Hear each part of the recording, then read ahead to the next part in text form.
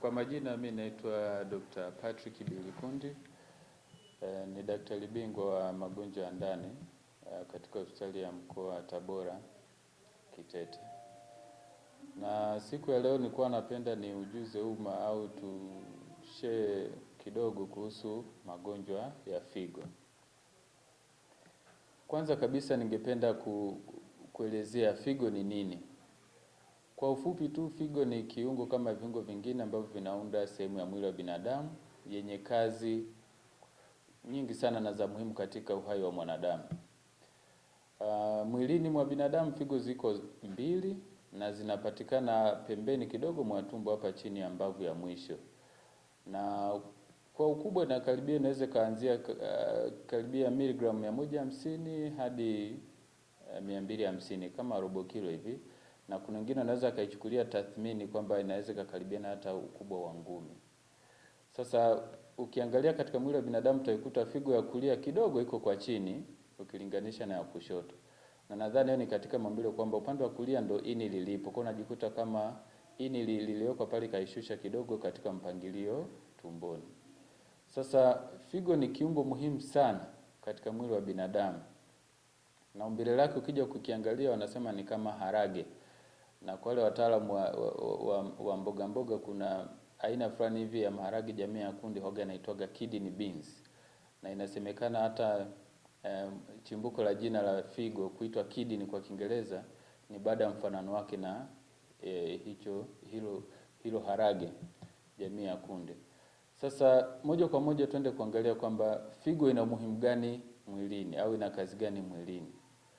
Kama tunavyotambua katika maisha kila siku tunakula vyakula vingi, kuna wanaotumia dawa, wanaokunywa pombe, wanaokunywa na mengineyo. Baada ya mmeng'enyo kuna taka mwili zinazalishwa. Sasa zinatoka vipi mwilini? Figo ndio moja ya kazi yake. Inafanya kuchuja na kuondoa zile taka mwili zilizozalishwa kwa maisha ya kila siku ya mwanadamu. Lakini pia figo ndio inafanya kutengeneza mkojo, kuchuja damu na nini na kutengeneza mkojo. Tutajua pia figo inahusika katika utengenezaji wa damu. Kuna vile vichujio tunasema viko mwilini vina kichocheo muhimu ambacho kinaitwa erythropoietin ambacho kinahusika katika utengenezaji wa damu mwilini. Lakini pia ukienda zaidi kuna vitu vinaita kemikali mwilini vinavyofanya sisi seli zetu ziweze kufanya kazi kwa pamoja. Vinaitwa acid base balance. Kwa figo ndio inafanya kama kucontrol, kuregulate zile asidi na bezi mwilini zikae katika mazingira gani yanayowezesha seli au chembe za mwili ziweze kufanya kazi vizuri. Sasa ukiangalia kwa takriban kuna kazi zisizopungua 7 hadi 10 ambazo figo inaziratibu mwilini. Kwa hiyo ukipata changamoto ya figo tu, ujue kwamba moja sehemu ya vitu vitakavyobadilika ni hizo kazi za muhimu. Hata wale watu wenye changamoto ya shinikizo la damu la kupanda, pia figo inahusika katika kubalance hivyo vitu vya shinikizo la damu, shinikizo la damu kwa binadamu.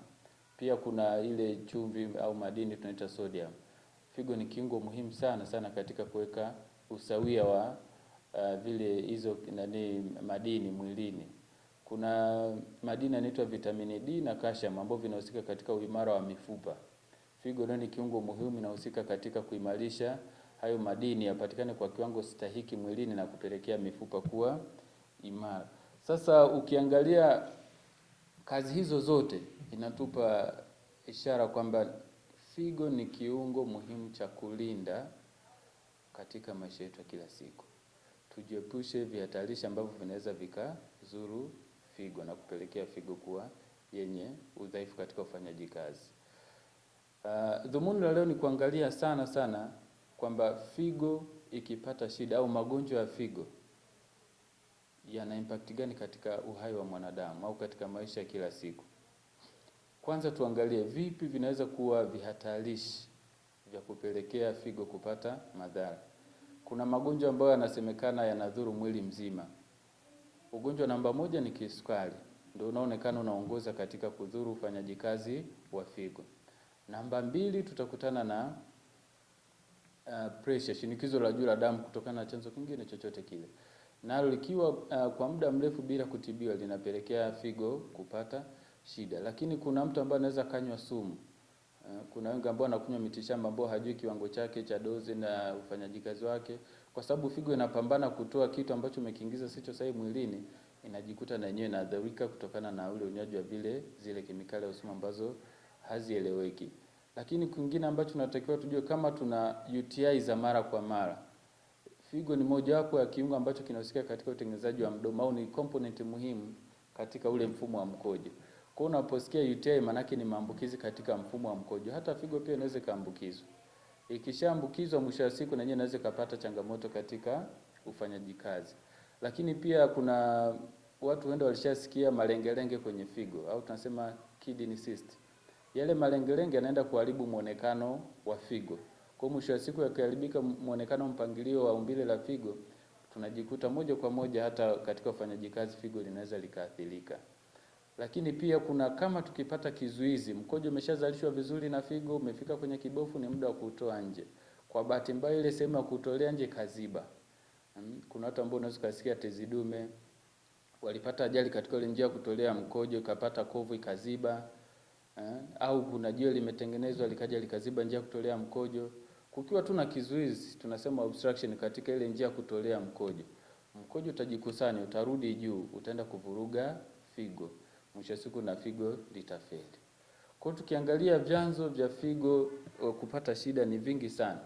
Kwa mwisho siku inatupa picha kwamba kila unachokifanya, kila unachokila, kila unachokitolea, unachokiingiza mwilini, fikiria kwamba je, hiki kitu kina madhara gani kwa mwili na specifically kwa figo. Labda hapo tu niunganishe na dhana ambayo inaendelea kwa wale ambao wana changamoto kupata magonjwa sugu, kwa mfano pressure na sukari. Kuna imani kwamba iko mtaani mtu naambia kwamba ukitumia hizi dawa za pressure kwanza zinaua figo, ukitumia dawa za sukari zinaua figo, ukitumia dawa za moyo zinaua figo. Hiyo ni dhana ambayo ni potofu. Dawa yoyote ambayo imeandikwa na mtaalamu wa afya, imeandikwa kwa kiwango sahihi, tunasema dozi sahihi, kwa kiwango stahiki, ili iweze kufanya kazi yake mwilini. Kwa ile akili kwamba kiende na dhuru figo ni dhana ambayo ni potofu katika matibabu. Na nachoweza kuhakikisha kwamba ni mara 100 utumie dawa kuweka sawa shinikizo la juu la damu au uweke sawa kisukari ili usipate madhara ya figo, lakini sio kwamba ukitumia dawa ya sukari au dawa ya pressure kwa muda mrefu inaleta shida kwenye figo. Sasa ukiangalia hivyo figo, kuna vitu vingi vinaweza vikaikumba na kupata majeraha au magonjwa. Kwa ujumla, kwa ukubwa wake waga tutasema figo inaweza kupata magonjwa aina mbili. Kuna yale na tutasema ni ajali ya muda au acute kidney injury, ambapo figo linaweza likapata hitilafu katika ufanyaji kazi zake na mtu akapata dalili za figo kufeli, lakini hiyo ni ya muda mfupi, ni acute, na mara nyingi chanzo kikibainika kikaondolewa, figo inarudi katika uwezo wake wa kufanya kazi. Kwa mfano mtu aliyepata ajali akapoteza damu nyingi sana mwilini, figo ikikosa damu kutokana na upungufu wa damu mwilini au maji mwilini, anaweza kupata jeraha la ghafla katika ufanyaji kazi wake, tunasema ni acute kidney injury. Lakini huyo mtu kija kumrudishia maji au kumrudishia damu iliyopotea, karudi katika kile kiwango stahiki cha kuwepo mwilini, figo inaweza kalizium au ikarejea ufanyaji kazi zake na ile shida ikaisha. Pia na kuna wale watu wanaweza akanywa sumu kali au mitishamba mingi kupita uwezo wa figo kufanya kazi, anaweza kupata changamoto ya figo kupata jeraha la ghafla, hiyo tunaita acute kidney injury.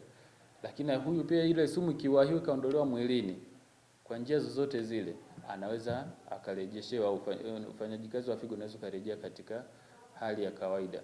Lakini tusahau kwamba kuna kingine kinaitwa ugonjwa wa figo wa muda mrefu au chronic kidney disease. Mara nyingi huu ni ugonjwa ambao unatokea taratibu bila dalili na unakuwa ni wa muda mrefu, na ni mara chache sana huu ugonjwa unaweza kurejea katika hali ya kawaida. Figo ikipita hiki kiwango cha kuingia katika chronic kidney disease, tunasema ni mara chache sana, au huenda ni nearly to impossible kwamba inaweza karudi katika hali ya awali. Sasa vyanzo pia viko vingi. Vile vyote ambavyo tuliviona vinasababisha jeraha la ghafla au ile acute kidney injury, kama haitapelekea kutibiwa haraka, matokeo yake ni mawili: aidha mgonjwa anaweza kafariki kutokana na figo kushindwa kufanya kazi, au anaweza kapona lakini kukawa kuna mwendelezo wa kutoka kwenye acute kuja kwenye chronic, maana yake kuja kwenye jeraha la muda mfupi la ghafla kuja kwenye ugonjwa wa muda mrefu wa figo. Lakini pia yale magonjwa tulikuwa tunazungumzia kama pressure, kisukari na mengineyo, hayo nayo yanadhuru figo kidogo kidogo. Kwa tunajikuta mwisho wa siku figo inapata ule ugonjwa sugu wa muda mrefu katika ufanyaji kazi zake. Kwa inaitwa ni chronic kidney disease, ambao mwisho wa siku sasa kama tulivyosema ni kwamba ni ugonjwa ambao ni mgumu sana kutibu. Sasa utamjuaje mtu kwamba au mtu mwenye figo atakuwa na dalili zipi? Mara nyingi katika hatua za awali, sana sana kwa yule mtu mwenye ugonjwa wa figo muda mrefu tulioita chronic kidney disease, akiwa kwenye hatua za awali unaweza usisikie dalili. Na bahati nzuri ile figo inafeligi kwa hatua. Kuna hatua ya kwanza mpaka ya 5. Kwa mtu akiwa kwenye hatua ya kwanza na ya pili na ya 3 hapa anaweza sipatikane na dalili. Kwa mwisho wa siku ukaja kujikuta akishafika kwenye advanced stage au akiwa hatua za juu kabisa katika changamoto, utajikuta anaanza dalili zifuatazo. Cha kwanza kabisa anaweza kapata changamoto ya mwili kuanza kujaa au kuvimba. Na sehemu za mwanzo ambazo watu wanaanza kuziona zinajaa bila sababu unakuta ni miguuni, usoni. Akiamka asubuhi anakuta uso umejaa, ila kunapokucha tunasema kunakozidi kupambazuka na uso unanywea. Lakini dalili ya pili unaweza ukashangaa anaanza kupata shida katika kuzalisha mkojo. Anapambana kunywa maji kufanyije, lakini kile kiwango alichozoea akienda kutoa sicho anachokiona. Kwa upungufu katika kuzalisha mkojo. Lakini pia tulisema figo inahusika katika kuzalisha damu. Kwa hiyo unajikuta pia anaweza kuwa na dalili za upungufu wa damu mwilini. Lakini pia kuna zile takamwili ambazo figo ilikuwa ikizizalisha, mwili ukizalisha figo inazitoa. Zile zikianza kurundikana mwilini tunaziita urea, zikizidi kutokana na figo imefeli imeshindwa kuzitoa, ataanza kupata dalili kama za kichefuchefu, anapoteza hamu ya kula, anatapika, tumbo linauma kwenye chembe ya moyo. Kwa mwisho wa siku anakuwa mdhoofu kutokana na hiyo hali. Lakini pia anaweza kupata changamoto ya mifupa. Kama tulivyoona, figo ni kiungo muhimu katika kuhakikisha afya ya mifupa inakuwa imara kwa kupitia utengenezaji wa vitamini D na madini yanayoitwa calcium. Kwa endapo figo ikifeli, pia mhanga wa figo anaweza akapata hizo dalili za uvunjifu wa mifupa bila sababu, kwa sababu mifupa yake itakuwa dhaifu. Kwa ukiwalisia figo ni ugonjwa ambao ikitokea shida tu dalili zinakuwa ni nyingi na zenye gharama katika matibabu. Kwa kweli ni ukweli sio pingika, matibabu ya figo ni gharama. Lakini kitu ambacho naweza nikasema, kuna vitu ambavyo ni virahisi tu tunaweza tukavitumia kuchunguza figo.